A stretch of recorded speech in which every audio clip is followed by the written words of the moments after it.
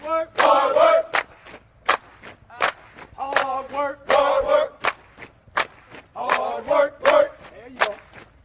Forward. Hard work. Hard work. Hard work. Hard work. Hard work. Work. There you go. Forward. Hard work. Hard work. Hard work. Hard work. Hard work. Work. There you go.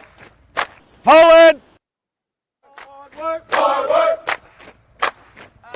Hard work. Fall in. Hey, good morning, good morning, good morning, good morning. What it do?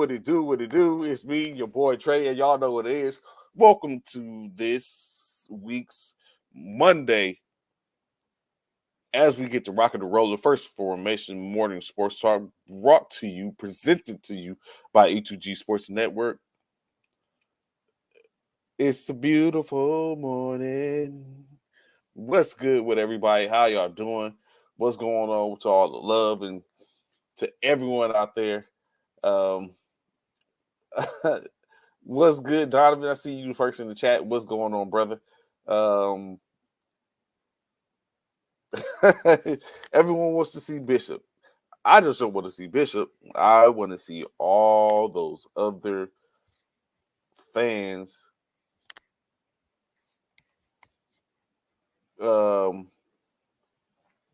There you go. I'm glad to see you here, Steve. What's good, man? What's good? I'm not a hater. I actually didn't mind who would have won. What's good, Kenny? Good morning to you, sis. How you doing? Glad to see you, Formation.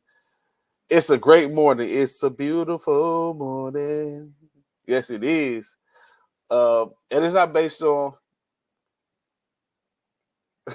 it's not based on anything like that. Like, I actually was looking forward to seeing whomever won. Actually, I didn't have any dog in the fight, really. I toured all weekend over the coming weeks, especially after we lost. So basically 2 weeks as I toured over who I would like to see victorious in the past yesterday's championship game that basically culminates every year around the same time in late February for the best NFL team in the United States of America. Just in case y'all didn't get a chance to see or witness this game, you can go to NFL.com and they have a replay. They run it back. If there's anything you need to see or just figure like you've missed something, it's all there. I'm not gonna say I was happy they didn't win, because what's funny and interesting is I watch how things play out, right? So I'm not gonna say that yet. But it is. What's good, Coach Cal? What's going on? Glad to have information this morning. Birds flying high, sun's creeping out. What a pleasant morning! Might grab me a cup of Joe. If I join coffee, Coach Cal, I would be right there with you.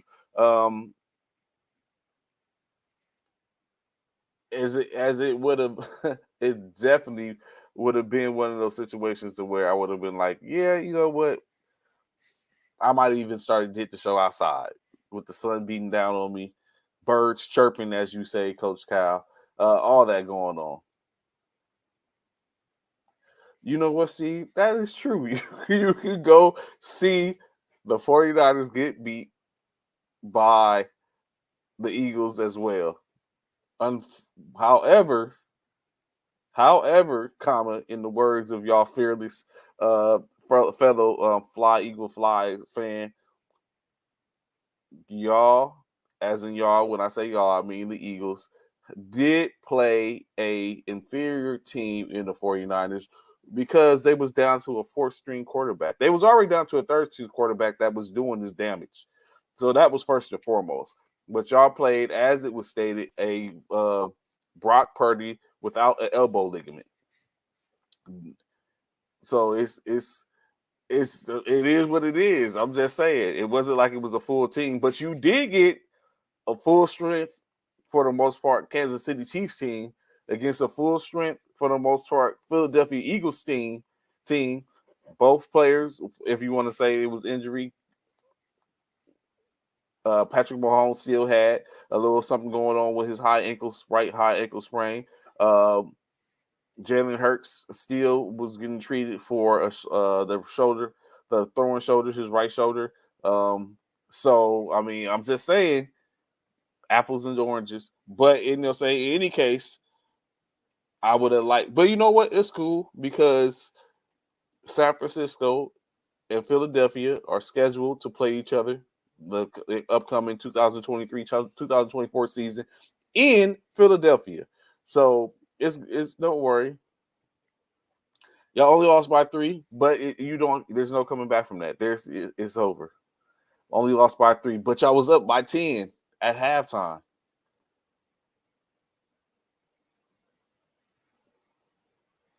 No one wants to hear that. And no one wants to hear that. Everyone wants to believe that Philadelphia was invincible. They weren't invincible. It just so happened.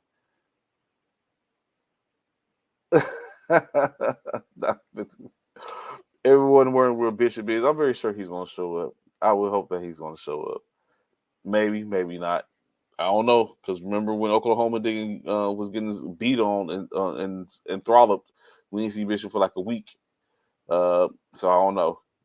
It's hard, man. I know it's hard. It's one of those. It's pretty hard when you lose those games, because I remember when USC lost to. What's good, Commissioner Myers? Glad to see information with us this morning. I remember when USC lost the national championship to Texas, and how I didn't want to go to work that morning, especially when I know everyone was just waiting for me to come in. I tried to sneak into the building, snuck in through the back door, but I guess they had an APB on me. Someone let them know I was there, and then they all popped up out of nowhere. So definitely, but Dak showed America that Philly defense was trash back in December. Not to mention, I ain't gonna say that they was trash, but not to mention Detroit exposed them as well, Coach Cal. And all you got to do is go back and look at tape, especially if you are a team that has what potentially another team or an inferior team had, and then apply the ideal and try to make it work for you. It tends to be effective, and it tended to be effective. Of course, as you know, if you're just tapping in or tuning in, or you didn't get a chance to catch it, the Kansas City Chiefs were playing the Philadelphia Eagles in the Super Bowl 57. That's the 57th Super Bowl in this injection that was allowed. Jalen, is that saying anything to really? But like I said, Super Bowl 57 in Arizona, Phoenix, Arizona, Philadelphia Eagles, Kansas City Chiefs. Winner takes all. What's good, Eric? What's good, fam? What's going on, brother? Glad to see you information with us this morning. Winner takes all, of course. And that's, saying that set the table until next year. Jalen Hurts, 27 for 38, 304 yards, passing, 1 touchdown. Additionally, Jalen Hurts carried the ball 15 times for 7. That's what I'm talking about, Tanya. Pull up, Tanya. That's what I'm talking about. I see you with the Fly, Eagles Fly moniker. 3 birds. It was a valiant effort. I'm glad to see all the Philly fans pull up this morning and see. You know what I'm saying? But we're looking for one particular. I'm waiting for one particular one. Jalen Hurts fumble was the difference. Dak walked with some hardware last night. Dak did what they see as one of the coveted awards as the NFL's Man of the Year, as opposed to the MVP. I don't know, Tiger. That's what I'm trying. I don't know. I'm trying to see. He should have been here. I could assure you, had the tables been turned and had that score been flipped, Bishop would be here front and center right now. But I mean, I'm not going to sit up and fret on my frat. I'm very sure he's going to pull up. He is not going to let us down. He is going to come and take the medicine that y'all have for him. I'm just going to sit back and watch, and maybe instigate it a little bit, just a tad, little bit. Except that one. What did Jack get last night? Dak got the NFL Man of the Year award, Walter Payton Man of the Year award. But I'm glad to see y'all here. Tanya, you're here. Steven, you're here. Alvin, I'm waiting for Alvin to pull up. I'm waiting on Bishop to pull up. All that Philly talk. Angelo, if you out there, I'm waiting for you to pull up. Hey, even some of the homies from back home, Jimmy, Beasley, Mike Beasley. Hey, I'm waiting for y'all to pull up. Let's talk about this therapeutic session. We can talk about it.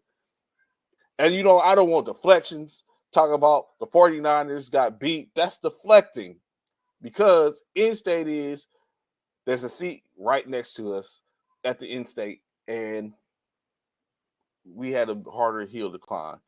What's going to be here, win or lose. That's what's up. That's what I'm talking about, Steve. That's what I'm talking about. Bishop is on. I sucking the ref that threw the holding penalty. Let it go, Bishop. Let it go. Of course, I believe he's going to show up. I don't think he's going to leave it out there. I'm sure he's going to pull up. The awards were given out, Steve, but they gave Dak Prescott his award on the field before the coin flip. So he got it in front of everybody, and was able to walk off with that trophy. But like I say, I'm sorry, I got off track. Bishop will be on Friday. He's pulling up, I sure. Jalen Hurts, 15 carries for 70 yards and 3 touchdowns. He was doing the damn thing. He rushed the ball pretty well. Kenneth Gainwell, 7 rushes for 21 yards. I wanted to hear the conversation that Bishop had for that. I wanted to hear. So that's 91 yards right there if you do your math. Miles Sanders, 7 for 16. That's 107 right there if you do your math. Boston Scott, 3 for 8 yards and no touchdowns. Jalen Hurts, 3 touchdowns on the night. Bishop was volunteering to pick the trash on the side of the freeway this morning. Hey, we got to get our volunteer hours in. You know what? I got to get mine in this early in year. Saying we do what we do to support the communities. So he could be possible, Donovan. You might be right. He could be out there. He had it. Devontae Smith leading the charge for the receiving, as he had 7 receptions for 100 yards. A.J. Brown, 6 receptions for 96 yards and a touchdown. Dallas Goedert was cooking intermediately, taking the first couple of passes to begin to start off the game. 6 receptions for 60 yards off of 7 targets. Kenneth Gainwell was 4 for 20 off of 4 targets. He was 4 for 4. Jack Pascal, 2 for 2 with 11 yards receiving.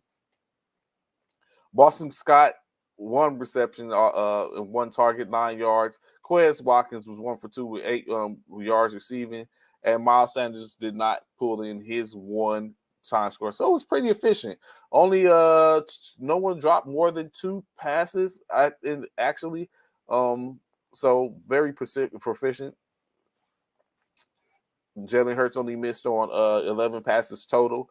Not bad. I'm not going to say it was bad. Of course, like someone said, I think it was Donovan said earlier, he did have that 1 fumble that kind of like cost the game, unfortunately, early. They kind of like put them in my opinion, kept them in striking distance for the most part. The Chiefs, Patrick Mahomes, 21 for 27 for 182 yards, 3 touchdowns passing.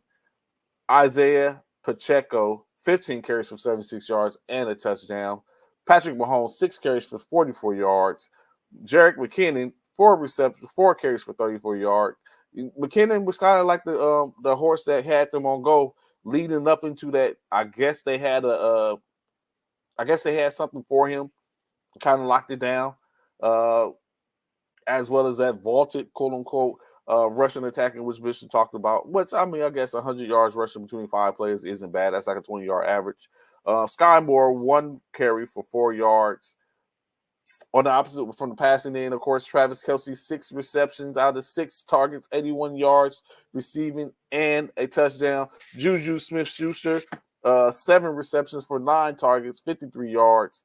Justin Watson 2 receptions on 2 targets, 18 yards receiving. Jerick McKinnon 3 receptions on 15 with 15 yards receiving, 3 targets. Noah Gray 1 of 6. Let's start getting the best treatment.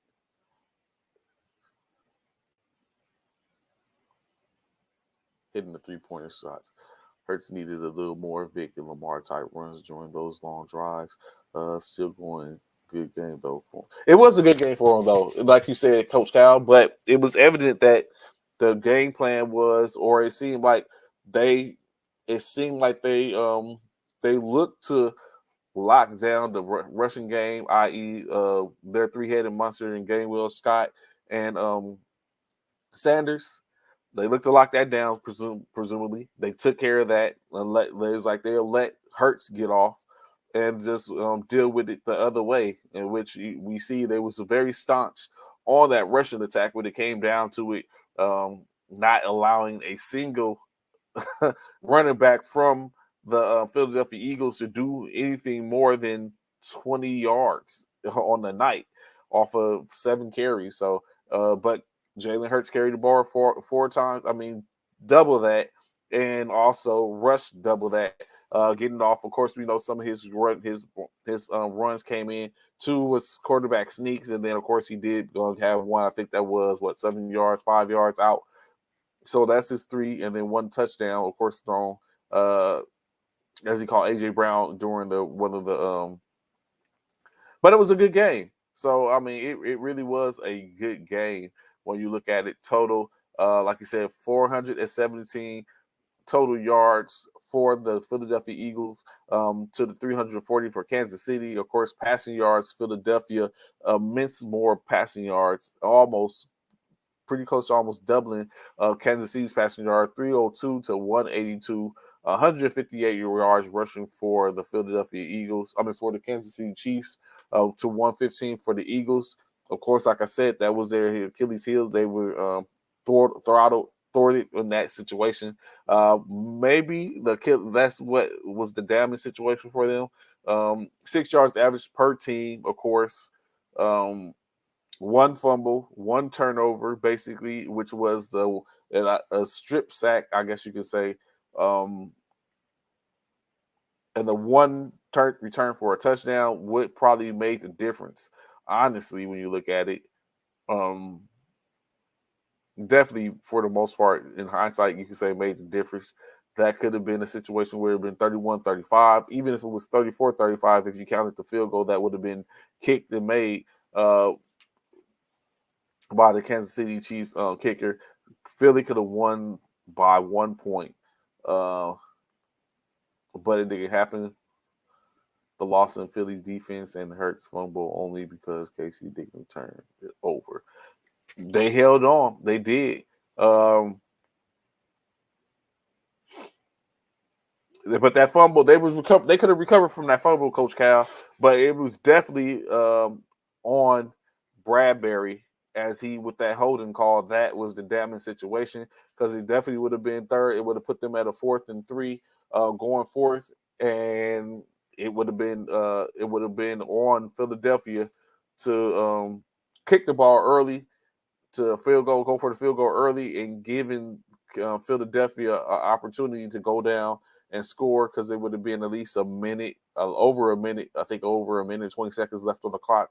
Had they been able to put themselves in that position, maybe, or even a high amount of high seconds, like 58 seconds on the clock. But that call gave them an additional 3 downs to play with. 4 technically, if you look at it from that standpoint.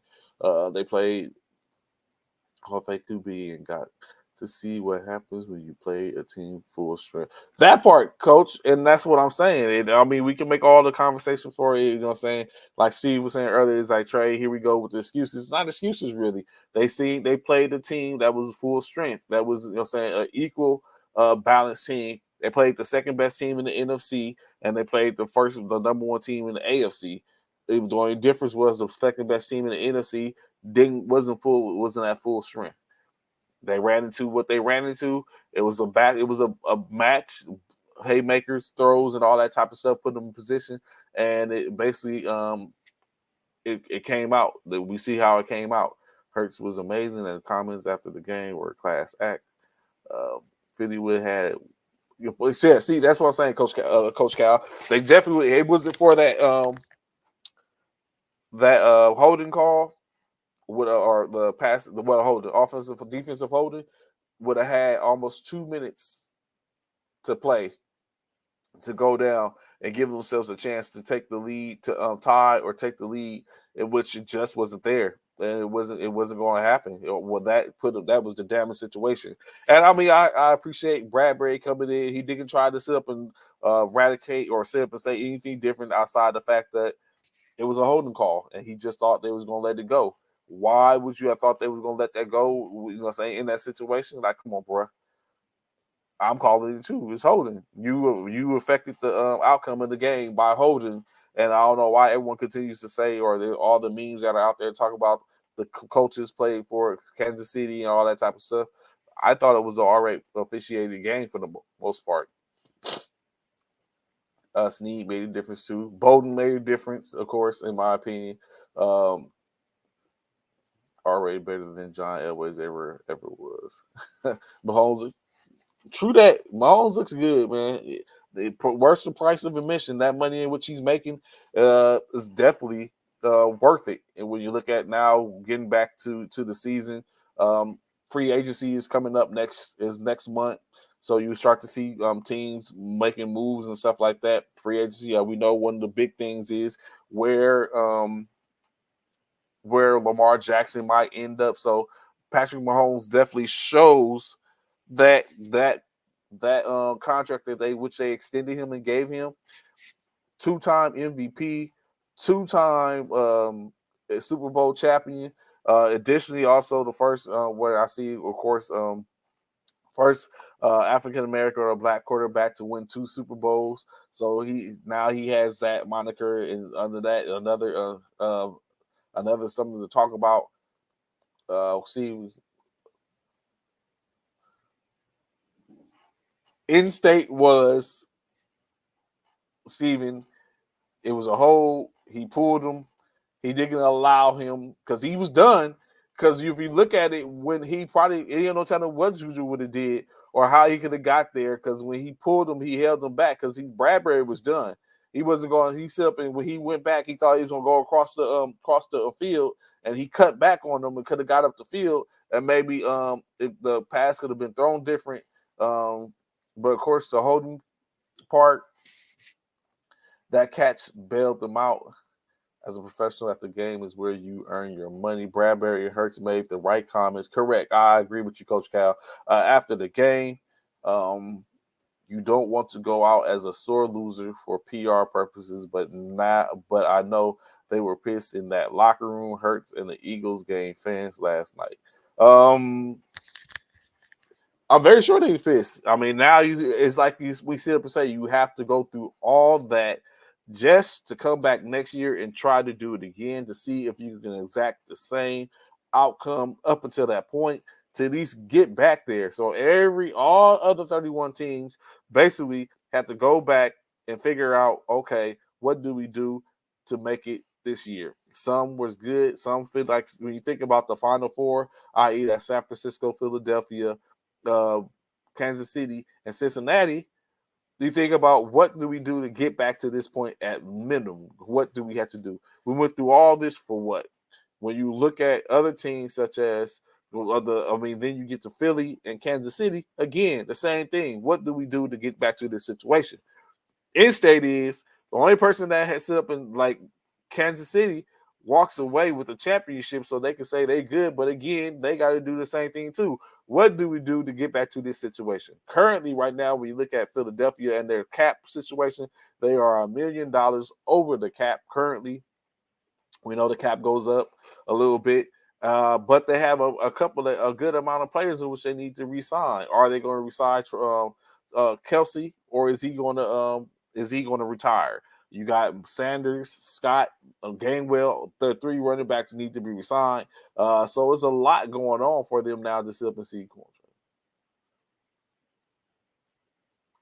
I think he. So if you had, I think a couple of things, Steve. Had he not pulled them, because you guys sit up and think that may have slowed him down, that made that cape him back. He might have got there, or at least he might have had to play on the ball. In-state was it could have put them in position. Like he may not have got there, but it affected it because he couldn't get into it. I'm very sure it slowed him down. He, for one, to pull him back, and then for secondly, for him to have to restart, there's no telling what that outcome would have been. Maybe he would have missed it, and they would have put them in position to where they would have been. It would have put them in a position where they had to go. But of course, additionally, at that point, they was looking to score because honestly, when you look at it, the next play, they give the ball to Jerick McKinnon, and what does he do? They thought, I'm very sure Philadelphia wanted him to score, but what does he do? He runs to the 2-yard line, gives himself up, and now he's out, and now they have to spend a timeout, which is high football IQ. Of course, Juju in his situation, they would have set up and scored, and that would have given them another opportunity. That would have given them some minutes, but of course, they would have to go down and score to keep pace. Potentially, Kansas City could have went for 2 to push the envelope, and then make it to where they had to they would have had to play ball. But it really that's the damaging situation behind the Bradbury situation is that his tugging of the jersey that got caught afforded Kansas City the perfect storm to run out the clock, to that one play to run the clock, not take the touchdown, take a knee, force them to use their last timeout, and basically burn 1 minute and 20 seconds off the clock to put it in position for the kicker and then to sit up and kick it to where they had nothing else. And then, of course, I don't know what was going on. I don't know where Jalen thought he was throwing the ball at the end of regulation. That almost reminiscent to that to the not Los Angeles, the Dallas Cowboys in their last play in the NFC divisional game. It's not SC. I'm not SC for Juju. I'm just saying he might have. We don't know what would have happened. We'll never know what would have happened. 2 things: Juju wasn't visibly upset after the hold. Bradbury wasn't visibly upset after the call. Summarizes the play to a T. The correct call, but very tic-tac. I mean, you think it was tic-tac, Coach? So what I'm led to believe, and what you're saying is, had it been under other circumstances, that would have been a call. Is that what I'm hearing?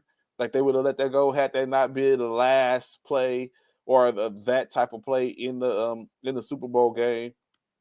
Had it been like a Week 13 call or something like that play game, we wouldn't have seen that call. Is what we're saying? Is that what you're saying, Coach Cal? And what everyone else's recollection of that play? Had it been that, we wouldn't have been in this situation.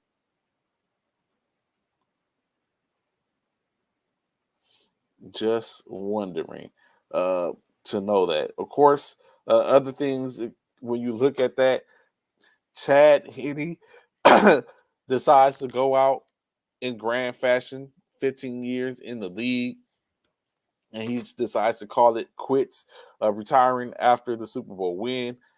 He didn't get a chance to play. Thought we was going to see him for a second if they had got the ball back at halftime. Thought Chad Henne was going to get to make an appearance as Patrick Mahomes was sitting back on his on his ankle, resting. So we didn't get a chance to see that. So Chad Henne now is done in his career. Now Kansas City gets to go out and find them a good backup to Patrick Mahomes. Someone else to sit and wait. Someone now to learn behind Mahomes, I guess. or maybe bring in another veteran that was capable of running the offense if Patrick Mahomes so ever happens to go down again. Um,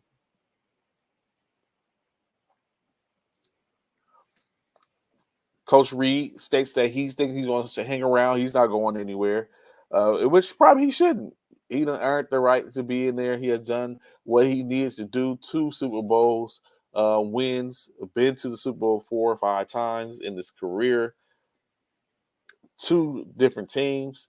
So of course, I think it kind of answers the question: is it the coach or is it the players? And obviously, they go hand in hand.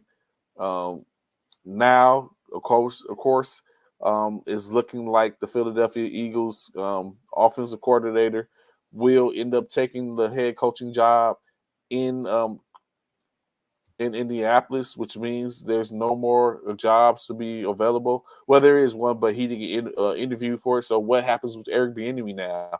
Does he go ahead and sign another year or so to stay in Kansas City?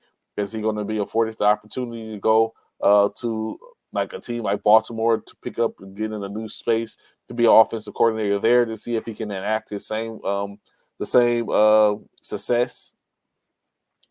Does he go interview for the Arizona job, which puts him in a position to be a head coach? Um, the same way Godwin clearly pushed off the last second offensive PI catching week 1 versus Cowboys had no flag as it was thrown. Okay, I get what you're saying, Couch Cow. First off, they had been letting them play all game and they decided to call it when the game was close. Come on, man. We always say that the players dictate. I mean, the referees can, excuse me, and tend to dictate games. So maybe, like you said, that could have been the outcome. Uh, but I don't know what you could you say they was letting them play like that. I don't think it was a huge amount of calls that could have even been called for the most part. It was a good game. It really was a good game. I thoroughly enjoyed watching it from the beginning to the end. Um, and I'm trying to see is there anything else before we get. It's a couple of things I want to get into. Of course, uh, uh, I I don't know. I don't know, Anthony. He maybe he's going to make a grand fashion. I don't know. I have the slightest idea where he is. He probably pulls up. Will I see a boop, and I know that he's in the back office of backstage, or I won't, and we just basically wait to hear from another one. He could be out picking up shards of TVs or something like that. I'll surely hope he didn't damage his boys' TV, or I don't know what the outcome was, what the bet was for them, because I know they did where he watched where it was his boy had a Super Bowl party. He's a Chiefs fan, so I don't know. Bishop might be out walking around the city of San Antonio in the Kansas City Chiefs jersey, uh, paying the bet. I don't know. Uh, what we should see, like I said, we should see or hear from soon, presumably or soon. Let me see. I'm writing, making sure I got all that I could that's noteworthy in this before we kind of like push on to something else or a couple other things. I just don't know, Steve, man. I don't know where he at. He should be pulling up soon, man. I don't think he's gonna let it go out like that. I would be interested in seeing. Sometimes you just gotta when you come, you gotta sip and you gotta walk in and be like, you know what? I'm ready for it all. I'm very sure there's gonna be plenty of we beat the 49ers. Really, does it really matter? Does it really matter? Because instead is y'all just had the last opportunity to be champions, and none of us are. Then the reality is, no one but the Kansas City Chiefs are champions currently. So definitely some stuff to take a look at. I got some questions for y'all, right? So we all watched it. My first question is, what did you think of the halftime show? It's a two-part question. What did you think of the halftime show? And after the halftime show took place, what can we say is the best, the top three, top four, five halftime shows in Super Bowl history? So yes, double question. We talked about. I remember way before it was announced that Rihanna would be the halftime act. We sat up and wondered and thought and toiled over who was going to be that person, in which we ended up finding out it would be Rihanna, and we was like, oh wow, you know what I'm saying? I think it was Bishop or Ron who had called it and said who would be it. And we figured out it was Rihanna. I'm very sure in some cases. So what did we think of the halftime show? Donovan, it was nothing to remember. So if it was nothing to remember to you, Donovan, what are your top five, or who you think is the top uh halftime shows? Maybe it was just a lead up for the most part that everyone just expected, or maybe it was a situation that was just uh the likes of, yes, Riri's pregnant again. Her publicist uh mentioned and revealed it and confirmed that she is pregnant, carrying another child. So, of course, that could have been had a little thing to do with it.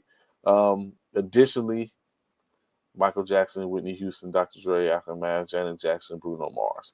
And I was about to say, and that could have been something as well. Maybe it was just a simple fact of the Dr. Dre Aftermath was still freshly minted because it was just only a year ago, which it was done, and which it just wasn't. It was going to be a hard act to follow for Rihanna, especially when you look at she had no features. There was no one brought out. It's just going to be a hard situation for her. She gets credit for performing while obviously pregnant, but the performance was, man. Songs were really good. Out of horrible, bad, good, great. I'll give her a good. I can rock with you on that, Coach Cal. It wasn't a complete a debacle of a situation. Like I said, it was going to be hard to follow. Um, it was going to be hard for her to follow up against. It would have been hard for anyone to follow. I guess after the aftermath joint um, in great fashion. So and like I said, performance, especially while being pregnant, all that was unwarranted, greatly appreciated for, you know what I'm saying, from an entertainment standpoint. So yeah, I guess we can basically see that. Coach Cal, Steve, what's your top five in Super Bowl performances, if you may, if you can remember?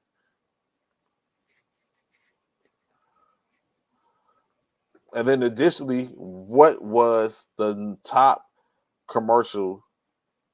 As we know, Super Bowl commercials usually get a lot of um, backing and showing and stuff like that. What was the top one for you all? In my opinion, the commercials. I think now, since it has built to the point to where that's what we look for, it has now is getting to the point to where maybe they're just starting to be a little disappointing or not as gracious as we got. I guess no one really had anything that was popping or coming out that needed to really be pushed or advertised.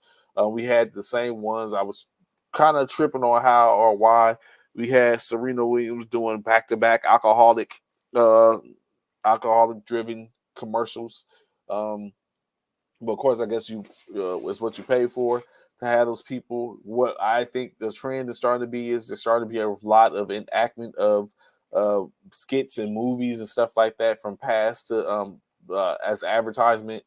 Um, the Batman and the Flash, of course, that's a movie coming out. Batman and the Flash. We already know Quantum and the what's that? Guardians of the Galaxy. The commercials were trash, and not one was funny. Uh, though I think that was the best one though. Steve, the flag football, the women's flag football one. I think that was the best one. In a lot of different ways, you just got to simple. In my opinion, I looked at it as the ideal is you never. It's always a competitive spirit, and during that competitive spirit, you don't allow anything to come in contact with that. I can remember back in while I was in the military. I was actually way in the military. I was in a motor pool, and we was doing a. I was in a motor pool. We was doing an inspection, an inventory inspection, and my actually it was DJ Henry Dozier. DJ, he threw a shackle to me, and I caught the shackle and I like caught it with my fingertips. And so in my mind, I was like, oh wow. I was like, I'm not letting this. So whenever I get thrown something to me, of course you want to catch it, but it goes so much deeper for me. So I was like, you know what I'm saying? I consider myself to have great hands. So when I caught it, I caught it and I had to double clutch it, but only with my fingers because I was holding something, so I only had one hand. And of course, he's like, okay, I see you. So it's like it's always something. So I correlate that to her not wanting to get her flag grabbed, like doing anything. You know what I'm saying? You see her mom, she had to sit up and like push her mom's off because her mom tried to grab her flag. It's like, whoa, hold on, mommy. You know what I'm saying? So I think for me that was the top one. I'm sure I was shocked about the 2B one, in which everyone was going in one talk about they thought someone. I see people who was on here. Where he at? Eric, I see he said he thought his wife changed the channel of the Super Bowl. So you know what I'm saying? Different things. And that so I think 2B might have been the next one for me. But for the most part, yes, it was a lackluster showing, in my opinion, for the commercials this year. But of course, like I said, I don't think it was much going on. We did get a chance to see a bunch. I'm not a drinker, so I don't particularly care too much about the spirits in the liberation commercials. But in any case, like he said, it was definitely uh, the show, the halftime show, the commercials was just different for what we've seen in the past. I think it just came out to be one of those situations to where there's been a lead up, and we've been looking and thinking and expecting uh, a certain type of showing because of what we've seen in the past. Last year, what we seen last year was definitely a lot going on, and it's just coming to fruition this year. Although, like I said, everyone's saying it wasn't bad, it just wasn't what we expected for the most part. But in any case, shout out to the Philadelphia Eagles doing some great work this year. Yeah, it was like you said, it was amazing. It wasn't the worst. Like I'm very sure it's been worse out there. Um, but I mean, again, she performed alone. Of course, she probably could perform and do what I mean. She is pregnant, so of course, they didn't want to exert in any way too much.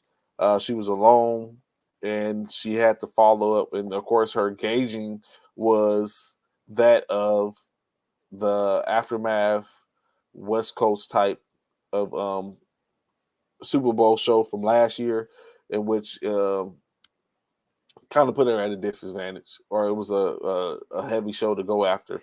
But in any case, not a bad show. So shout out to Riri and her show, saying congratulations on the pending pregnancy. Shout out to the Kansas City Chiefs, Super Bowl 57 champions.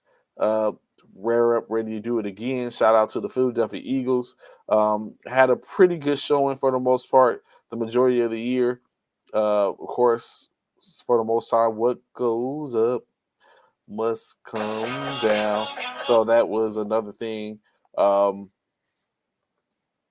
out to a good season as it goes off.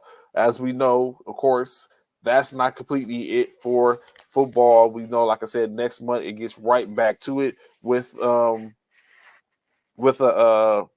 basically the coming of the UXFL and the XFL showing up. Actually, the XFL starts their inaugural season this weekend with the kickoff of the Atlanta Renegades against the Vegas Vipers. Oh, what's the coach called? Michael Jackson, Dr. Dre, Beyonce. Okay, I got you, Coldplay. Only 3 QBs have won the Super Bowl after losing their first. It don't look good for Jalen. And you know what? That's funny you say that, Drunk, because they was talking about that. It's like they talked about Dan Marino and in his young career getting to the Super Bowl and never going to see the Super Bowl again. Sad, my future wife pregnant. It's unfortunate, Anthony, and they hype it all, and it was revealed in front of it for everyone to see. Man, it's okay. I'm here for you, brother. If you ever need a shoulder to cry on. Also, February 18th, the Orlando Guardians will be facing off against the Houston Roughnecks in Houston. So, of course, that's another one. So, it's a lot to go on. Football is still intact. You got the XFL that's going down February 18th, starting their season. The USFL starts their season April 16th this year. So, a nice segue, a bridge, I guess you could say. Of course, in March, March Madness coming on as we get to transition from football into basketball. NCAA action as it gets ready to get started with the what's coming with the March Madness and the division of the conference championships getting ready to go in the full swing. I don't know if he was out coached on his best behavior. I just knew he would slip up sooner or later. But I don't know if Andy Reid is going to be is necessarily out coached him. They did make a huge comeback in the second half, overcoming the 10-point deficit. But when you think about it, that's the moniker. Like against the San Francisco 49ers, they overcame a 10-point deficit to get back in the game and continue to lean on until Patrick was ever to put them in position. A couple of miscues hurt them, and then they was able to become victorious, winning their first Super Bowl. So they were saying the second thing for them getting their second Super Bowl, down by 10, was able to put it in perspective. Pacheco came out with a nice couple of runs. They started feeding him. They started using Patrick Mahomes again, kind of like using a balanced attack and start finding holes. Juju, hitting Juju, not just going to Travis Kelce, although he was similarly an unstoppable force to a degree. It looked like they more so just seen what Philadelphia had for the first half and took that shot on the chin and then kind of like walked it back in and came out strong in the second quarter and the second half and made it work. We always see Philadelphia get out to an early start. A lot of people was messaging me and talking to me and asking me about, saying, "You sure?" I'm like, "Yeah, I'm good in my pick, in my choice." Kansas City goes down. They do the same thing. Quick score. Now you tie 7-7. Missed the field goal, and then Philadelphia starts to assert themselves. Of course, like you said, some things, the lack of the huge rush, I think, was a damning situation for the Philadelphia. And then that defensive score put a damper. But then for the most part, for me, I would look at it as they've only scored on us. We have 21 points in which we scored 3 touchdowns. They have 14 points in which they scored a touchdown, offensive touchdown, and the other was a fumble recovery for a touchdown. We're in good standings. And then the halftime comes and it just Philadelphia comes back out, giving Patrick Mahomes an opportunity to rest that ankle, kind of get ready to go again, and he pulls back up and first drive of the second half, touchdown, and it starts to roll from there.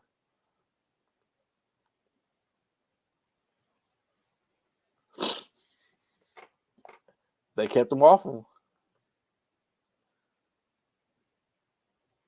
CC, what's good, CC? Like to see information. So you say the defense was a letdown.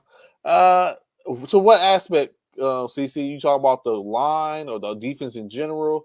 Of course, I just think that someone went and they did their homework and checked to see what they needed to do to keep the Philadelphia defense at bay.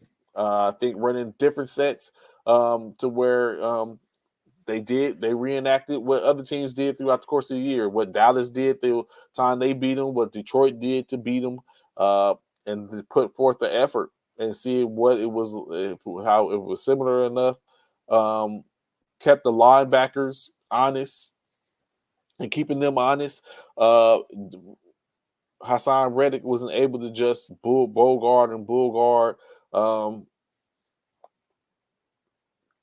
Fletcher Cox outdid himself with that outfit he had before, so he kind of took himself out the game. I don't know what that was about, but N State it was just a full array of things in which they just did. It made it happen, and it ended up being damning to the Eagles in state. And well, they had pressure, no sacks, true, but they had pressure.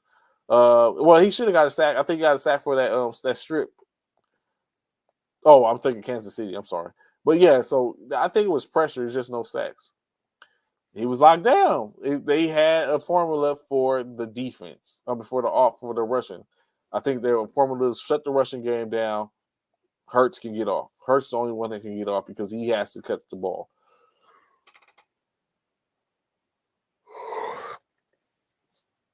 It was almost like a boxing one. Like, okay, we'll let Hurts go off.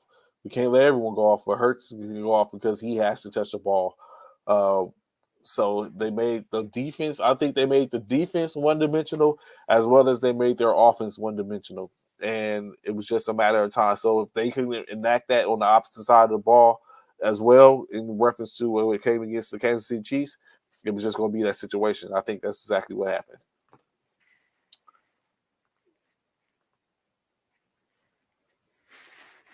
Where are we at? Let me see. Actually, let me pull up this calendar right quick.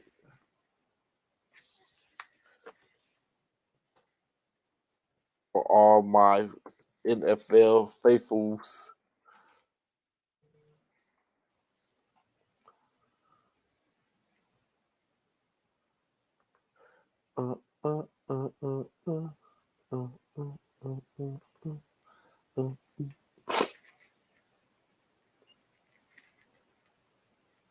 That's 2022. So here we are in 23, 24. Of course, we know the Super Bowl just ended February the 12th. Again, congrats. So now, of course, today starts the waiver system, 24 hours claiming period where they will effectively be able to claim anyone that's currently on waivers, players with at least 4 previous pension credited years, seasons whom club desires to terminate are not subject to the waiver system until after the trade deadline. What MVP? And you say Reed digging out Coach Sirianni. I don't think y'all Coach Sirianni. I really don't. It was just a matter. They just went with a game plan. I think they let Sirianni go get off, and they held fast. And then after they went ahead and then acted third deep, they just countered what they had seen the first half. I think that's basically what it was. I think that's what it was. I wouldn't completely say he outcoached Sirianni. I just think that he basically, maybe he did outcoach Sirianni. Hurts was MVP. MVP for what, the season? The regular season? I don't know. I mean, Hurts might have had close to 1,000 yards rushing, but when you look at it from a stat standpoint, Mahomes had almost 5,000 yards passing. The Hurts is 3,000. That's 2,000 yards. That's a full in a college football season potentially. Like it wasn't close. Of course, deadline for clubs to submit individual lists for physician certified, so that's not really too much. The franchise tags could come out next week, to where now we can start seeing these players franchise tag, who we receive franchise tag, and which it doesn't necessarily mean the player has to play on the franchise tag. It's just to solidify them in the organization, so that way they can see what they can do. Key players that we look at, possibly Jalen Hurts. I mean, not Jalen Hurts. Jalen Hurts is going to get his money. Lawrence Jackson is probably going to be franchise tag. The combine is going to be at the end of this month, February 28th to the 6th. Combine week, NFL Combine week. To take a look at some of the top players. College Pro Days kick off next month, beginning of the month in March.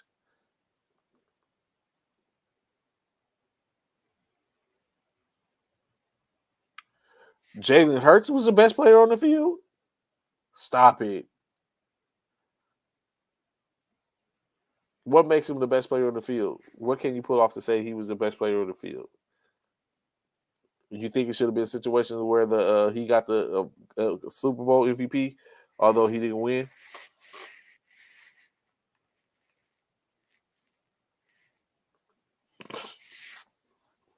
What made Jalen Hurts the best player on the field last night? I'll wait.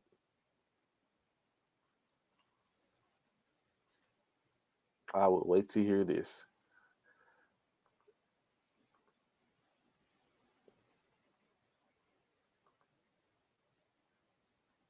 For one, he didn't outthrow Mahomes. Well, okay, yes, he did. 305 yards. 305 yards. He scored all the points, but I don't, like I said, I believe the plan was to let Jalen get off. Like, Jalen can have it. We're going to start the rest of the team. So when you look at it, in my opinion, is they said the game plan was like Jalen Hurts is a class act. He's a good player. We're going to let him go.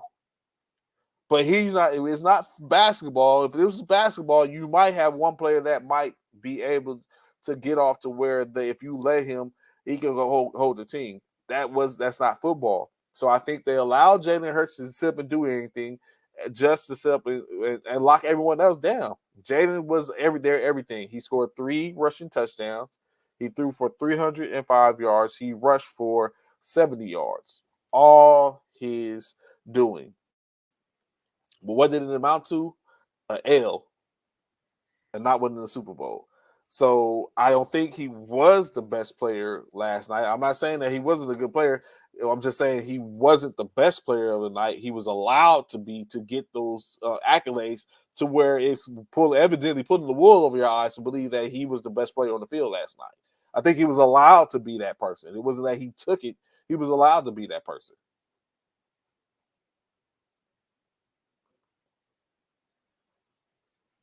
So Ryan gets the blame, although we know that the defensive coordinator and staff dropped the ball. Ultimately, Ryan needed to pull some coattails, roll it out of the pocket, escaping pressure.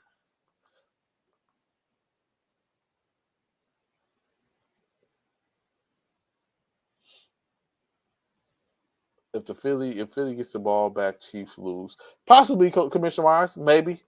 I think that. Shout out to Nick Fangio, who's so-called defense expert with the Chiefs.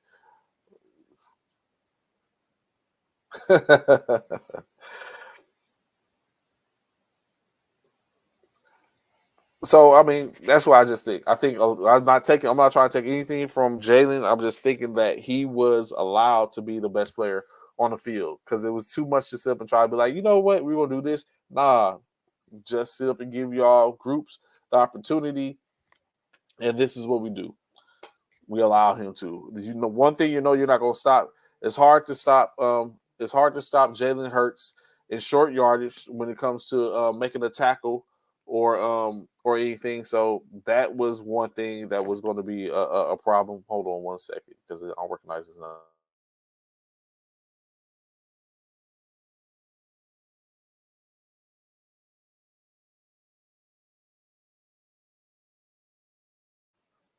Yeah, so I think that's just what it is. You're not going to stop Jalen Hurts in short yardage for the most part, and we seen yesterday in different ways, whether it was a scrum, going pad level, trying to get deep, or if it was trying to go over the top in the short yardage, you're not going to stop Jalen Hurts. So he capitalized off that twice in the red zone, twice on 4th and 1 or 4th and inches.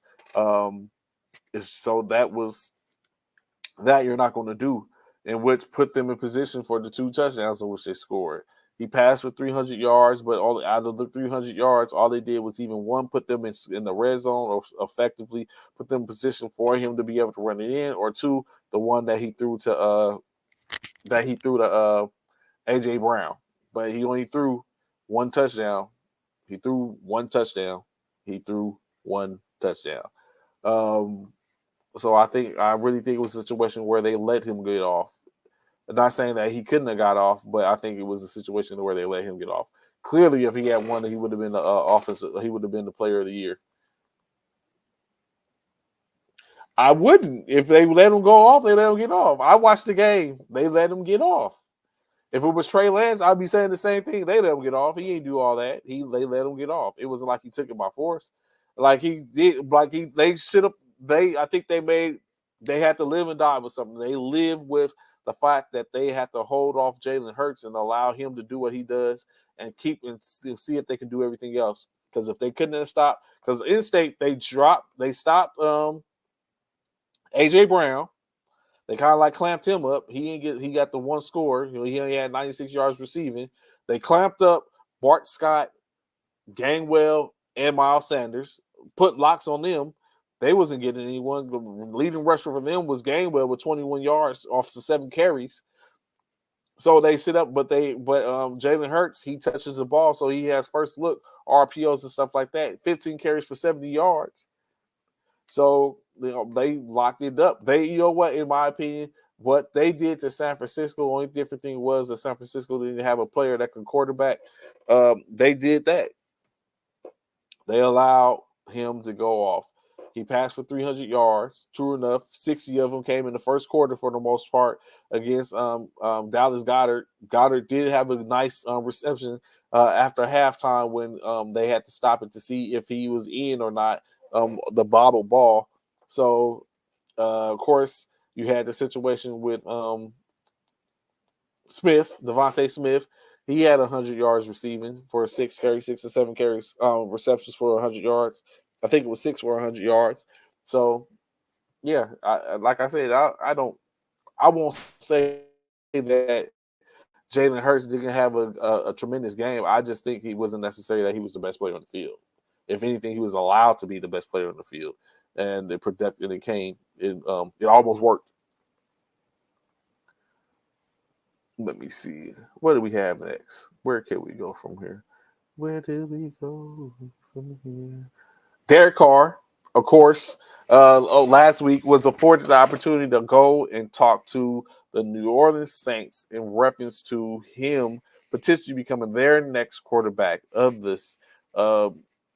their next quarterback for next season, in which, of course, the Raiders afforded him the opportunity to go talk to them because as of the 15th, if the Raiders have not released or Derek Carr has not been traded, he is on their Raiders organization is on the hook for $40 million to pay Derek Carr. Of course, Derek Carr goes. He does have a no trade clause. He went to New Orleans, met with the brass, tried to see what they was talking about. Evidently, it wasn't sweet because Derek Carr came back and said he is not waiving or he does not agree with going to New Orleans, especially with New Orleans wanting to get him in the building as well as have him take a pay cut. Derek is like, we're not for them games. And so he continues to go on and continues to be a part of the Las Vegas Raiders organization. Ideally, he is expected to be cut between now and tomorrow. As the 15th, as Wednesday, it'll be too late, and he will be owed $40 million for a quarterback that you're not going to have in your locker room.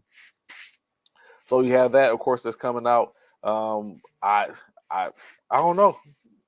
So now which was funny is if it comes back, if he runs it back in state, and ends up going back to New Orleans after it's all said. But of course, you wouldn't think that New Orleans would go reach out to him when they had an opportunity to try to make a trade.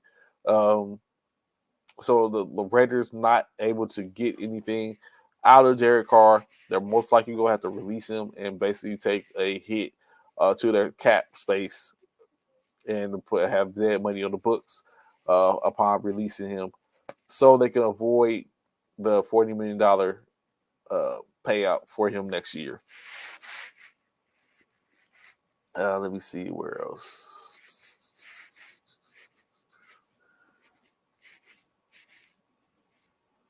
Of course, the conversation continues to come up in reference to the field and how the quality of field in Arizona wasn't the best. A lot of slipping going on,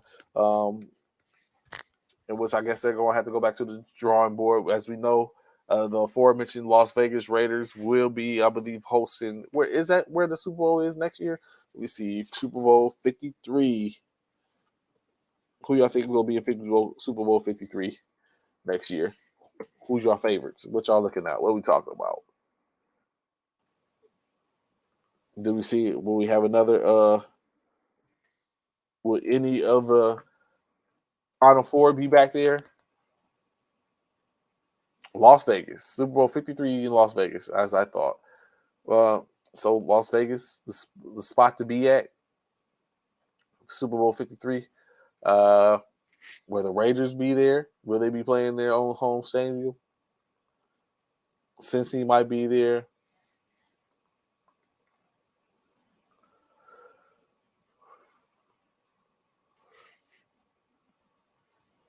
Let me see. Make sure before I move on, I didn't have anything else. Anything.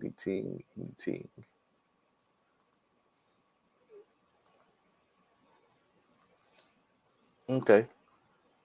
So like I said, next up XFL, USFL, NBA, NFL offseason, NCAA as we get ready for March Madness going down. Let's get to the NBA. Only 2 games in the NBA last night. Of course, the Detroit Pistons were hosted by the Toronto Raptors, as well as the Boston Celtics hosting the Memphis Grizzlies in last night's game. Of course, the Pistons fall to the Raptors by the score of 119 to 118. The Pistons in their losing efforts were led by Bojan Bogdanovich's 33 points, 5 rebounds, and 3 assists. 18 points, 2 rebounds, 7 assists from Jaden Ivey. 21 points, 3 rebounds, 2 assists from Alec Burke. 18.7 rebounds, 1 assist from Hamid Diallo. 16 points, 3 rebounds, 1 assist from Isaiah Stewart. Jalen Duren contributed with 6 points, 4 rebounds, 1 assist, 2 points, 2 rebounds, 4 assists from Corey Joseph. Interesting enough, has been grumbling saying that he may be a player that may be on the move to get a buyout so that way he can go and sign with whomever you want. Killian Hayes contributed with 2 points, 4 rebounds, 5 assists. For the Raptors, of course, led by Fred VanVleet, 35 points, 3 rebounds, 8 assists, 28 points, 4 rebounds, 6 assists from Pascal Siakam. Precious Achiuwa, 11 points, 11 rebounds, 1 assist, 7 points, 5 rebounds from Chris Boucher, 5 points contribution from Malachi Flynn, as well as 3 from Dalano and Bonton. Thaddeus Young, 4 points, 5 rebounds, and 2 assists. Pato, as he is back in the Toronto uniform, 6 points, 5 rebounds, 1 assist. Scotty Barnes, 20 points, 4 rebounds, 2 assists. As again, the Toronto Raptors get the W, winning 119 to 118. With the win, the Toronto Raptors are 4 games below 500 with a 27-31 standing. The Pistons 15-43 on the year as they continue to play out the season. The other game last night stated, of course, the Boston Celtics facing off against the Memphis Grizzlies, in which the Grizzlies take a 10-point L to the Boston Celtics at the score of 119 to 109 in their losing efforts. Of course, led by John Morant's 25 points, 6 rebounds, 7 assists. Desmond Bain contributed 18.6 rebounds and 7 assists. 14 points, 2 rebounds from Brandon Clark. 15.7 rebounds, 3 assists from Jarrett Jackson Jr. Dylan Brooks contributed with 11 points, 2 rebounds, and 3 assists. 9.7 rebounds, 1 assist from Santi Adama. 4 points apiece, Luke Kennard and Tyus Jones, as they are. Luke Kennard is new to the organization, being traded from the Clippers. John Karchar, 3 points in 5 minutes of play. Dylan Brooks, 11 points, 2 rebounds, 3 assists. As he said, Xavier Tillman, 6 points, 2 rebounds, 1 assist. For the Celtics, led by 23 points from Derek White, 3 rebounds, 10 assists, 20 points from Sam Hauser, a double-double for Robert Williams, the third, 10 rebounds, 10 points, 16 rebounds, 3 assists, 10 points from 9 rebounds and 4 assists from Grant Hill. Peyton Pritchard contributed with 12 points, 1 rebounds, 3 assists, 10 points, 5 rebounds from Mike Muscola, as he has been traded to Boston Celtics. 2 points from Luke Cornett, 16 points apiece from Al Horford and Jason Tatum. They do, CC. I can agree with you there. They really need another scorer, another person on that squad. Desmond Bain is serviceable. Jared Jackson is serviceable, but they need another Ja Morant type caliber player to help them get over the hump. I don't think they're going to be effective enough to do that in the West, especially the West has gotten stronger. Why did the Warriors write to the NBA about the trade, then agree to the trade?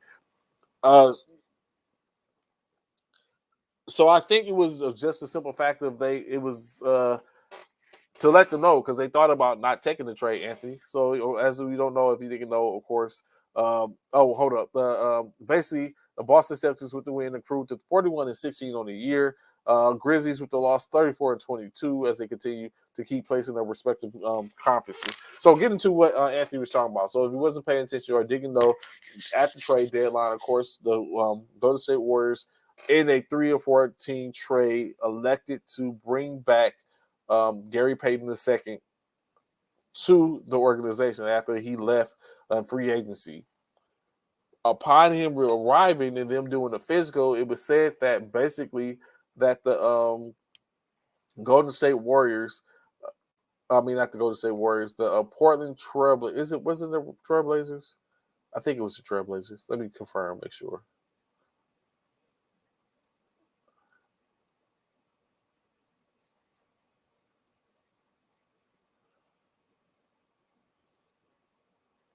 Yes, Portland. The Portland Trailblazers didn't fully disclose the information in reference to the severity of Gary Payton II's abdominal injury, in which that was a situation there he wasn't going to pass the physical, and it was going to allude to him being out more time. As we know, he was out expeditious amount of games last year in their championship run. He did come back at the right time, peaking and being a defensive stalwart on the defense and being a key in and them getting a victory in championship. However, had this deal, I think the reason in which they went ahead and took it is that when he gets healthy, he's going to presumably be an asset to the organization, and not to mention that had they basically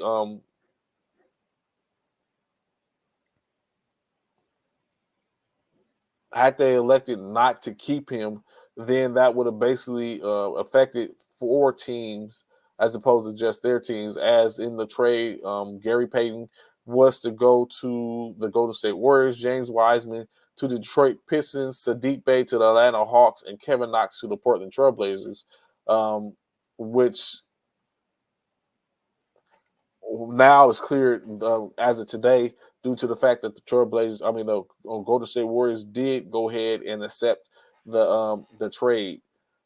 So it would have had more ramifications than just the effective of the 2 teams. There were 2 other teams involved, of course. The Portland Trailblazers state that they didn't do any wrongdoing and that everything was on the up and up, and they were forthcoming in reference to the situation. Of course, what has happened is the NBA now is involved.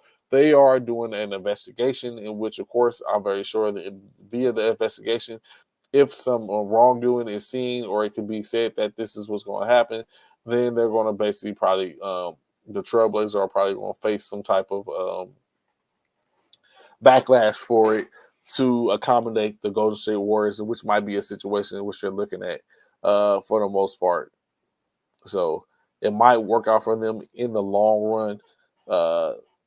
So it remains to be seen.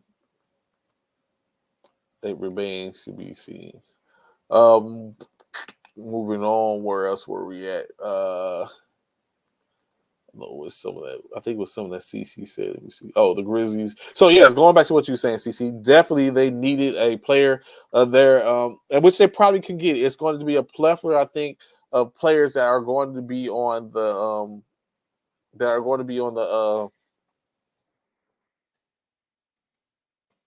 the buyout list, I guess you could say, so to speak. That's going to be available for to be bought out, which we will talk about that just momentarily. To where they might be able to pick up somebody in via that that aspect via per the outcome of from NBA.com. They had a list.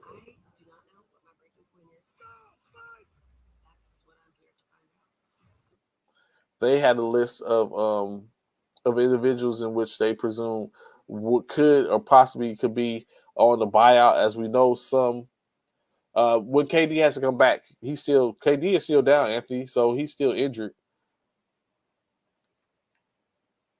So that remains to be seen when he'll be back.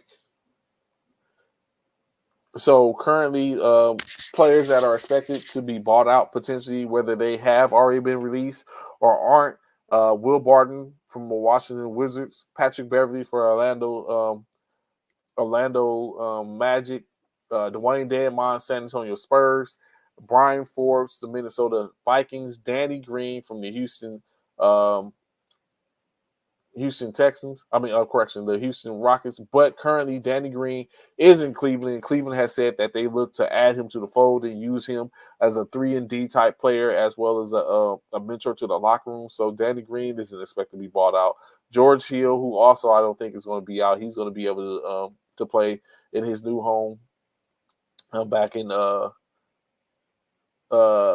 Pacers. Serge Ibaka has been released, so he's available to be bought out. Reggie Jackson is expected to sign with the Denver Nuggets as he was traded to the Charlotte Hornets. The Charlotte Hornets bought out his contract. Now he is available. DeAndre Jordan is expected to be available for buyout as the Lakers traded Thomas Bryant to the Denver Broncos. The Denver Nuggets, and now it's expected that Bryant, via that trade, DeAndre Jordan will be susceptible to be bought out his contract and be able to be picked up. Kevin Love, another player who, with all these things going on, he's potentially going to be looking and seeing more time from the bench or on the bench, in which he might be a susceptible player to be bought out and be able to go sign with any team. Derrick Rose, same situation in New York. Terrence Ross, who initially was expected. Of course, he's been bought out by the Orlando Magic, in which initially we thought Terrence Ross was going to end up in Dallas to team up to be able to solidify the bench for the Dallas Mavericks. And of course, all that tide turned as he was convinced to take a ride with the Phoenix Suns, taking his 38% from downtown percentage and putting it around Kevin Durant, Booker, Aiden, and Paul, and see if he can set that backcourt. So we have that. Dario Saric.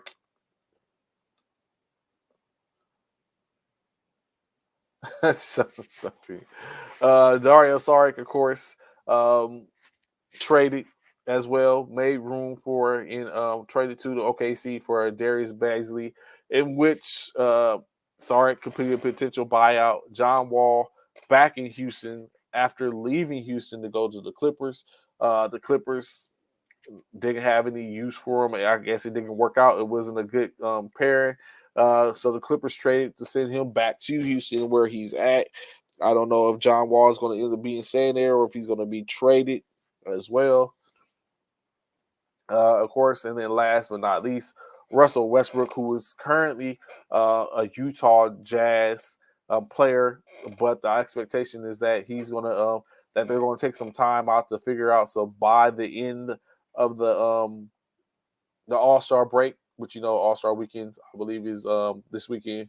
Yes, this weekend, All-Star weekend. So after the All-Star break, the expectation is that they're going to get back in and figure out what they're going to do with Russell Westbrook. Is he going to be brought into the fold? I think one of the things that was told to Russell Westbrook and his agent is that the ideal is that Russell Westbrook is going to sit the bench a lot of time. The ideal is to give the younger players playing time. So Russell Westbrook might not get any minutes, presumably.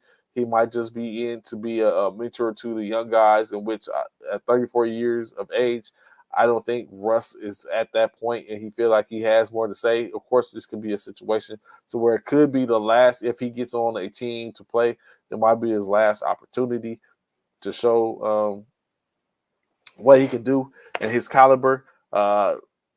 Is probably it for the huge contracts at this point. 47, the remainder of his 47 million, in which he can go back and he can potentially get bought out, in which they said a buyout teams that are looking at Russell Westbrook, the Los Angeles Clippers, the Los Angeles Clippers, the Miami Heat, as well as the Chicago Bulls.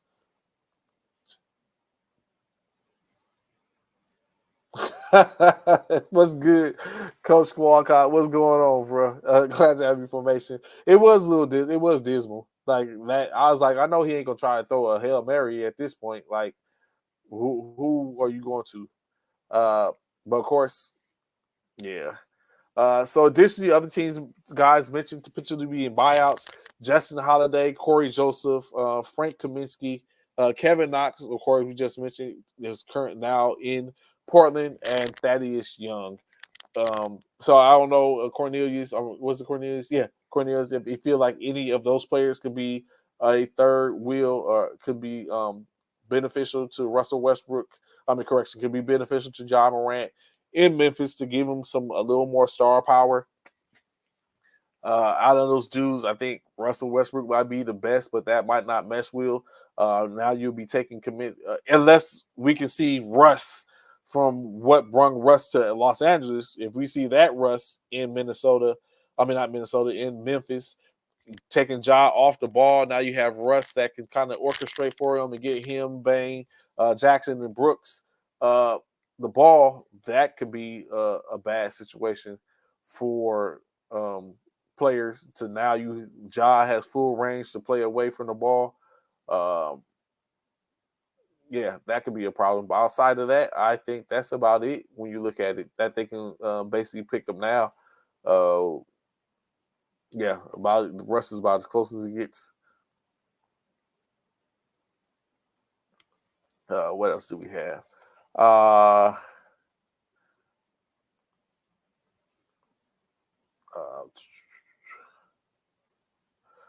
All-Star game. Of course, as y'all know, last week myself and Bishop picked what our rendition of the All-Star game is. Now, Coach Cal, I wonder if Golden State gets some compensation for the failure to reveal the page. I'm very sure they are. Once the NBA does this investigation, I think they're going to get some compensation. I don't doubt it. I'm very sure that there's going to be something that's going to be said, and they're going to have to. The Portland Trailblazers are going to have to pony up. You think the Hail Mary was only 25 yards because he kept running and his body was hurting? I think it was 25 yards because his arm was going to be because he I don't know why it was 25 yards. I was about to say maybe because his arm, he was his throwing arm, could have been wore down, but it definitely fell short, hella short. It was even a play for a ball. He could have basically dumped it down. They could have had the whole lateral situation going on. Like I said, myself and Bishop chose our rendition of the All-Star game, in which, of course, we know 3 players that were chosen on our squads, of course, were basically had to be replaced. That's because Steph Curry, Kevin Durant, and Zion Williamson were deemed as not going to be able to play in the All-Star game. So that means, of course, all of them were starters, in which they have been replaced by other players as starters. Joel Embiid will now take Kevin Durant's position as the starter on what could have been as a starter. So he would be in the initial picking order. And then, of course, John Morant moves into a starting position for Steph Curry, and Lauri Markkanen moves into the starting position for Zion Williamson. So, of course, I'm very sure that's going to affect us just a little bit for the most part. Lauri Markkanen was already on my squad, but now he's a starter to be picked. Additionally, with the 3 not being out, that gives injury replacements, in which Pascal Siakam is now a player. Zion, yeah, he's been hurt. CC, he's had that hamstring for a good while now. So a hamstring injury, and just got to better care of the body, I reckon. But Pascal Siakam will fill in.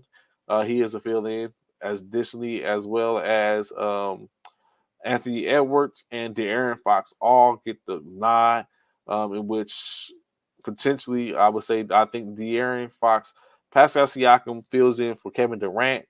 So of course that would be the player for Bishop now on the Bishop squad, as I get Anthony Edwards and De'Aaron Fox on my squad due to both those players that came off my squad. So out with Seth and Zion, giving me Anthony Edwards and De'Aaron Fox, and for Bishop out with Kevin Durant, giving him Pascal Siakam. So we'll see how that ends up faring to coming out.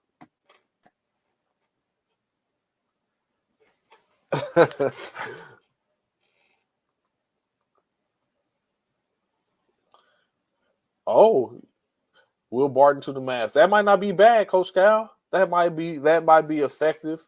A little something to give a little boost to y'all bench. So I don't think that's a bad situation at all. Will Barton to the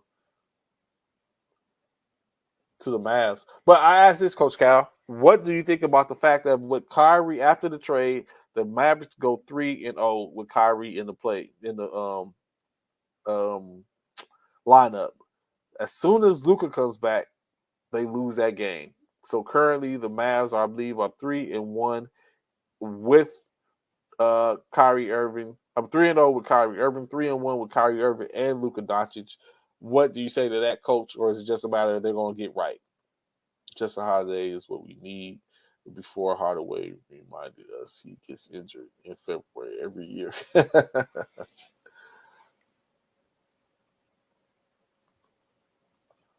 I don't know why Anthony Edwards was a starter already.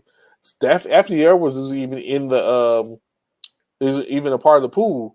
He got in only because of the injuries, and he's not a starter. Kyrie and Luka look a lot better than I expected in the first game together. Kid finally discovered JaVale McGee was on his roster. Christian Wood is supposed to be off though. His defense and AD is pouting by on the bench. So you're feeling the team now more than you were so before. I don't know why JaVale McGee wasn't in your lineup. I guess especially when Christian Wood went out. See Bullock siding as well. Let me see. Going back, of course. There's a full slate tonight. 11 games slated for tonight, as the Cleveland Cavaliers will be hosting the San Antonio Spurs in Cleveland. The Indiana Pacers to host the Utah Jazz. The Charlotte Hornets hosting the Atlanta Hawks. The 76ers to host the Houston Rockets. The Miami Heat to do battle with the Denver Nuggets in Miami. The Brooklyn Nets face off in New York against the Knicks, as it's a New York battle. BK, stand up, South Bronx. Chicago Bulls will face off against the the Orlando Magic. The OKC Thunder will be hosting the New Orleans Pelicans. The Dallas Mavericks face off against the Timberwolves, so they get a chance to roll out that offense against the Timberwolves. The Golden State Warriors will face off against the Washington Wizards in in Golden State, in Oakland. And then, of course, the Los Angeles Lakers will travel to Portland to take on the Portland Trailblazers for the late game tonight. They had a hiccup on the last possession, but that'll fix itself. Lucas even admitted he took a bad shot. Really excited about Josh Green's progression. So, yes, I see that Coach Cal is hella excited. March 5th, Phoenix versus Dallas. Dallas, and need those tickets.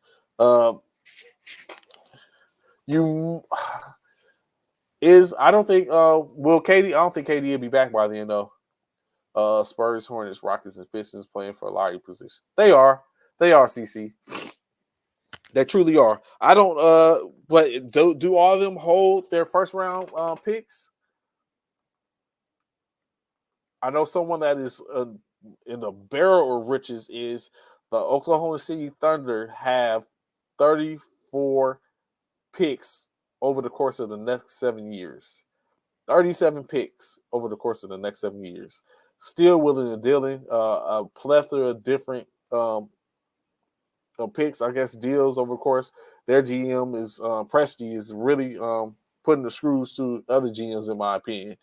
Probably looking for more towards the future, getting younger, being more productive and competitive with a younger core. Of course, we know they have Shea Gilgeous-Alexander, Josh Giddey, Chad Hogan, who hasn't played yet, Lou Dort. They have a lot of players in OKC, as well as 34 picks, like I said, over the course of the next 7 years. That's like almost 5 picks a year, almost.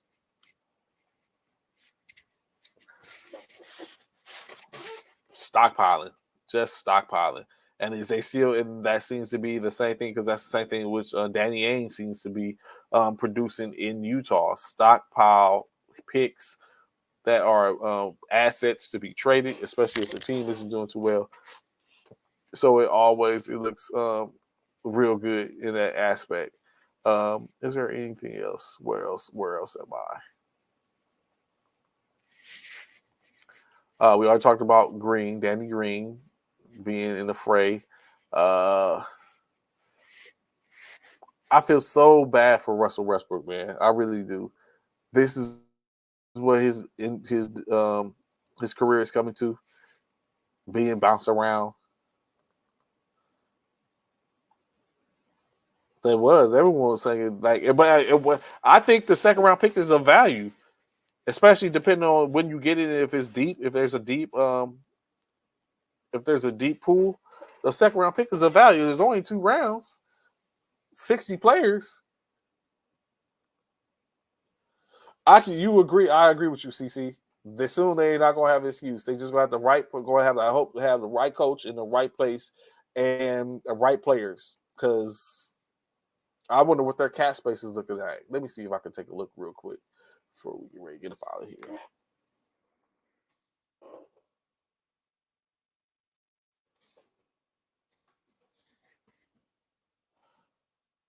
B and C list stars were commanded for that. Yeah, that was. You know what? You are exactly right, Coach Cal.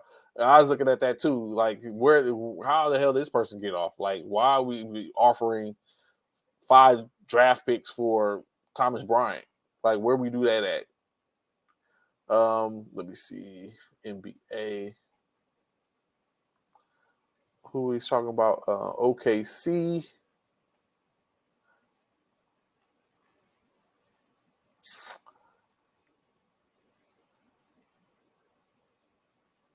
Oklahoma. Excuse me.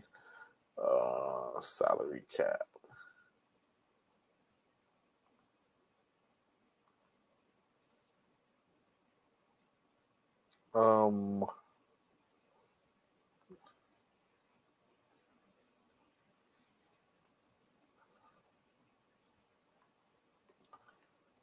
Lindsey Waters is the only person, 2-way player they have.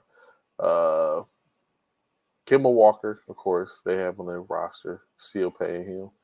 Cap holds for next year, Kevin Harvey with 1.6, 1.8 for Deontay Burton, Nick Collison 1.8, Raymond Felton 1.8. They have some trade exceptions.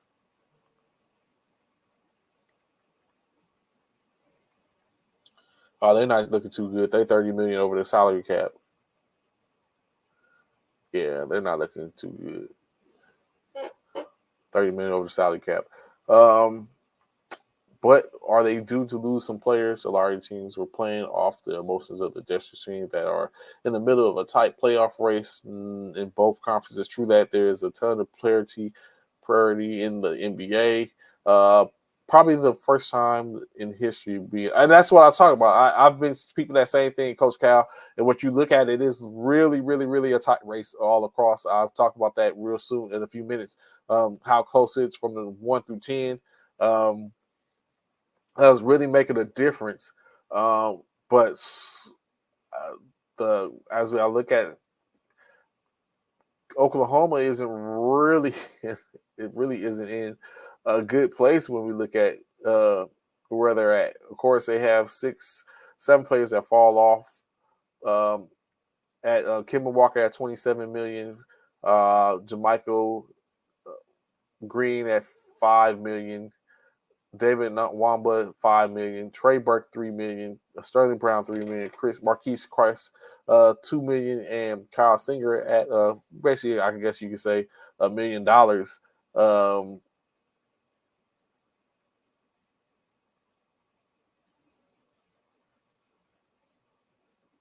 Of course, additionally, they have cap holds from Deontay Burton, Chris Collison, Raymond Felton, as I was just saying, Melvin Frazier, and Kevin Harvey, all at roughly about $2 million a piece. So that's another $10 million right there. Currently $4 million. Oh, they're under the tax, so they're good for the current tax hold.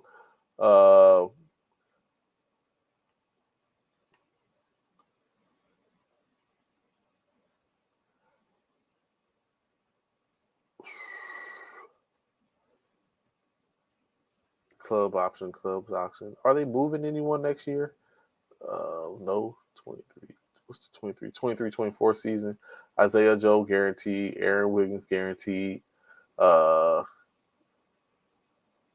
What's 23-24? Jeremiah Robinson Earl guaranteed. Qualified offer issue for Lindsey Waters. So it don't look like they're gonna get any. They have Chet though. They have a lot of. They do. I was just trying to see are they possibly able to add anything? OKC don't need to do nothing but grow with experience. They're set with more draft picks coming that rookie contract. So I get that, but is that enough? Is that young talent which they have? I see they got Shai Gilgeous-Alexander. He's currently being paid $30 million. He's currently making $30 million this year. So, of course, he's their franchise for the most part. 25% of the leagues. How long is he just got extended? So they own his bird rights. He's making 30. He's making 30 million with 179 million guaranteed. So I mean, is the OKC's talent with all those picks and stuff like that, and the talent that they currently have in place, is it enough for them to basically make? Like, yes, they have Chet to be there next year. They're not going to be in on the Wembanyama sweepstakes, of course, unless they start taking a hell of a nosedive. So I guess it remains to be seen, of course. But they are 21 million over the cap space right now, over their salary cap. What else? Who else we got?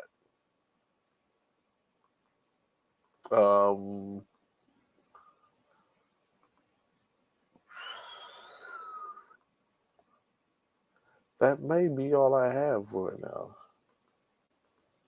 He is. Lou Dort is showing, but I think his ceiling was last year, in my opinion.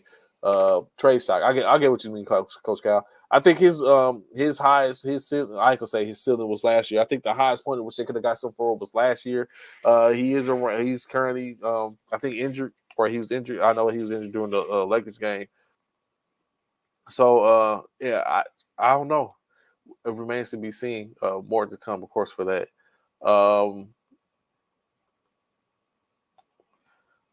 I guess that's yes, it is.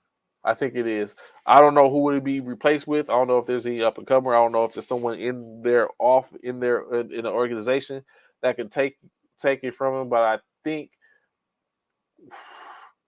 with him playing both roles as the president and the GM wasn't a good look. I think he should have one or the other, with the one being maybe he should be over operations as opposed to the GM. And like I said, I don't know who would be out there that they could bring in. That would be, I think it'd be a younger talent, uh, maybe an up and comer potentially. That would be better for us. Because I think what happens is Rob does too much sampling, and then after the sampling, he has to go forth and do what he can to I ain't gonna say blow up, but he has to go forth and do what he can to make something work. And I just think that's not working anymore. It's not effective enough.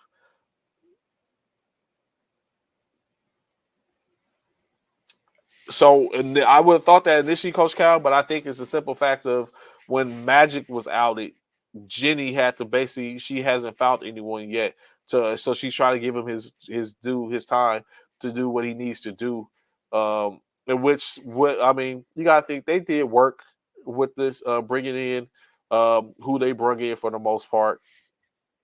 What they could work with, sending Russ out, um, bringing back D'Angelo Russell, uh, as well as Malik Busy, which I think is really the come up, as Damon Reed, uh, Vanderbilt, and probably getting a little where we see that Kari goes out red track and getting a little smaller in our with our offense. I mean, get a little smaller in cap space, so it might be effective.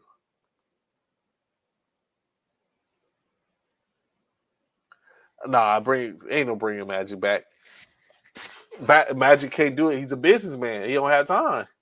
That's what sent him on his way. He wasn't ever the whole time situation was that he was never there. And Rob Pelinka probably felt like he was doing all the work. So it was no need for Magic. And Magic was her boy, her dad's boy, her dad's favorite. So Rob, I just think what initially I think it was the connection to Kobe, but of course I think that has kind of worn thin, and it's just going to be a situation where now they're going to have to get up out of there without him. So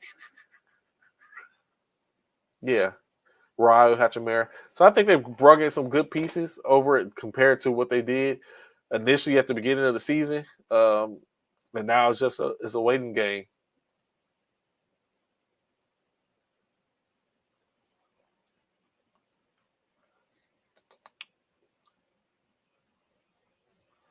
So D'Angelo Russell has $10 million remaining on his contract. Uh, Anthony Davis and LeBron are there. Russell, $10 million on his contract uh, for next year. Malik Busy.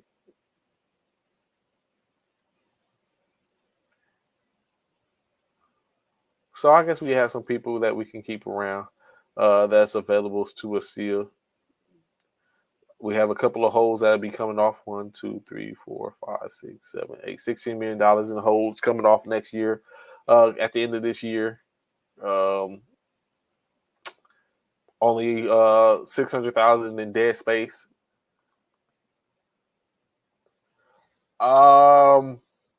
Yes, I think Patrick Bailey will get picked up. He's an antagonizer. He's going to get picked up. I think he gets picked up. Lakers are currently 17 million luxury over the luxury tax threshold. 57 million over the cap hold.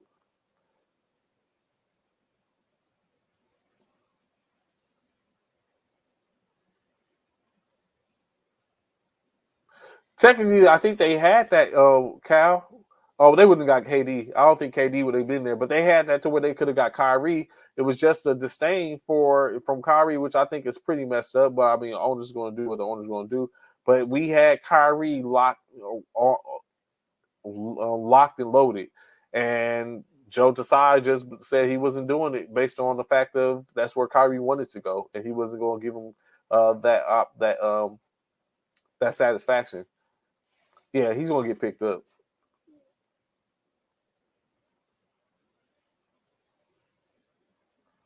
Now, like I think that's the question: will Westbrook be picked up? And I think additionally he's going to get picked up. Maybe Chicago. I don't know without Lonzo Ball. Maybe Chicago coming to Chicago.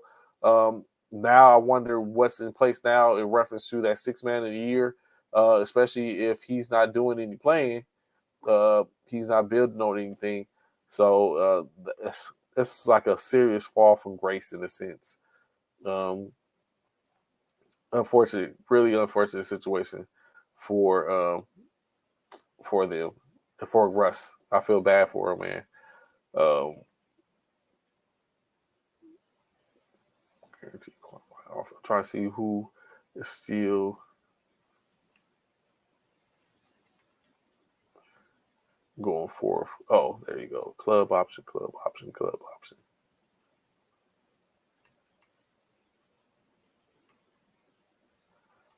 A lot of club options out there, so um, we see what we look like come next year. But of course, now is the year is all going down now. Let's talk about. Let me see what's going on with the standings. Coach Cal, Russ needs to go to the Clippers, but he may hate going home for a long time after the way they treated him in LA. Nah, he don't need to go to the Clippers. We don't need to see him.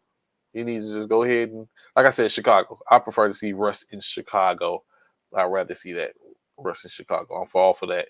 Of course, in the East, the Celtics, number 1 seed, currently 1.5 games over the Bucks. Of course, making them number 2. At number 3, the 76ers. At 4, the Cleveland Cavaliers. At 5, the Brooklyn Nets. Number 6, the Heat, which now the last 4 of the play-in right now is the Knicks at 7.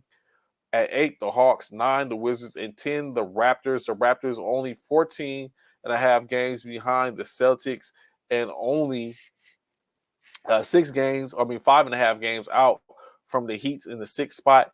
The Knicks are a game and a half out of the 6th spot and 10.5 games out from the Celtics. Of course, like I said, Brooklyn plays tonight versus the Knicks. So, of course, the winner, with a win, the Knicks can make a play in, especially if the Heat take an L, can make a play to get into that number 6 spot potentially, or put pressure on the on Miami. I wonder if any of them. I wouldn't wonder if any of them if that would happen.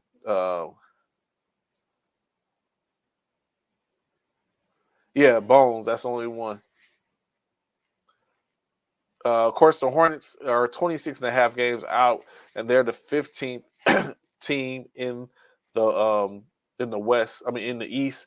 The Bulls currently just on the cusp, currently tied with the Raptors for the most part, with 14.5 games out, 26 and 30 on the night, 27-31 for the Raptors. Only being able to keep pace because they have a win over them. So we'll see how that goes. In the West, the Nuggets are holding firm to the number 1 spot over the Grizzlies with a 4.5 game lead. Coming up at number 3, the Sacramento Kings. The Dallas Mavericks at number 4. At number 5, the Phoenix Suns. At number 6, the Los Angeles Clippers, who are 9 games out of first place, but holding a 1-game lead over the 7th ranked New Orleans Pelicans, as well as the Minnesota Timberwolves, and a half game over the Warriors. So it was very, very, very tight. It's very, very tight in the West. The Thunder, 11 games, which is 11 games from the top, and 2 games out of being the 6th seed for the most part. In the transgressions, the Lakers fell when they was just there. Fall a couple of games, losing some games. Currently 26-31. 13 games out of the number 1 spot. 2 games out of the 10th spot to get into the play-in, but just 4 games out of the top spot as they look to gain some ground on the Trailblazers, who are currently sitting above them at 27-29. A win tonight will put them a half game behind the Trailblazers and for that 12th spot as they look to potentially climb. And then we took that over, and I looked better doing so. Cam Thomas was forcing shots against Philly. I saw Cam wasn't top dog anymore. Oh, it's based on what Anthony was saying. Well, we're going to get a chance to see. Well, I guess we see at this point until Cam and Malik Beasley get there. Once Beasley and Cam show up and are ready to play, then we might start to see a little bit of a difference.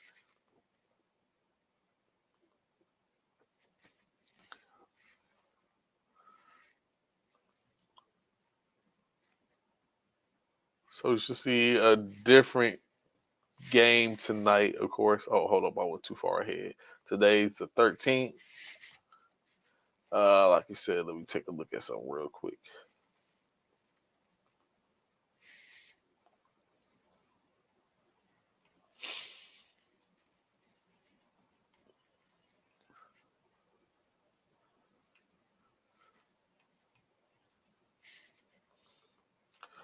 At minimum, Coach Cal, and now Brooklyn is taking on that in my opinion that San Antonio Spurs or Utah Jazz type moniker where there's no determined superstar.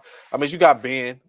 Maybe does Ben finally start to show up and insert himself with Spencer Dinwiddie, Cam Thomas? Now you might have a situation that people might start vying to get into the spotlight. Now it's at this point is for whomever to pick up and run with it. And so I wonder who's going to pick up that answer that bell going forth. So of course, I greatly appreciate y'all rocking with me this morning. I know we at the 10-minute mark, 9-minute mark. I'm gonna go ahead and get out here. I guess Bishop didn't show up. But the funny thing is, it's just like a text message that sometimes you got to come back to it. So, of course, he should be at some point paid his bay like a super that is. He passes the ball like he's a regular. Like you said, he might pick up the toe.